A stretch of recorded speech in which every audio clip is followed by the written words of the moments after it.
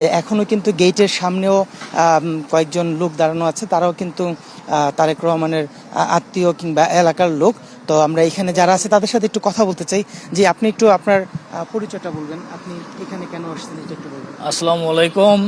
আমি পলাশ, M R Hasan পলাশ, সাধারণ সম্পাদক, বাংলাদেশ জাতীয়তাবাদী ছাত্রদল, বগুড়া জেলা শাখা।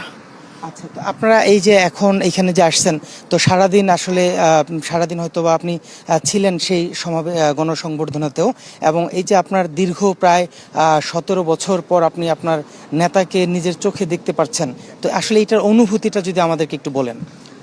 অসাধারণ অনুভূতি, অসাধারণ অনুভূতি। আমাদের আবেগ, আমাদের ভালোবাসা, আমাদের সম্মান, শ্রদ্ধা, দীর্ঘদিনের একটি তাকে যে আমরা দেখে উৎসাহিত হই, অনুপ্রাণিত হই, সেই মানুষটিকে যখন আমরা আমাদের দেশের মাটিতে পেলাম, আমাদের সামনে পেলাম, তার অধীর আগ্রহে তার বক্তব্য আমরা শুনলাম।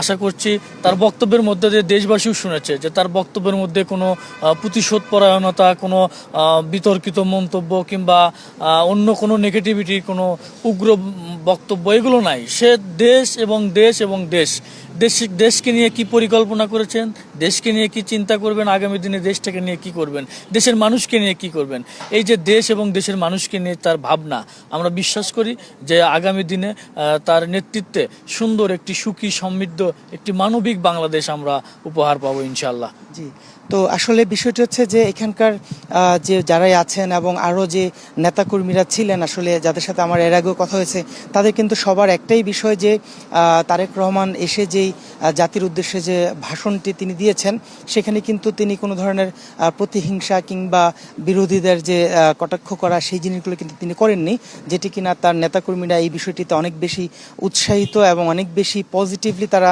নিজেদেরকেও ডাইভার্ট করার জন্য কিংবা নিজেদেরকেও নেয়ার জন্য কিন্তু মানসিকভাবে প্রস্তুতি তারা নিচ্ছেন।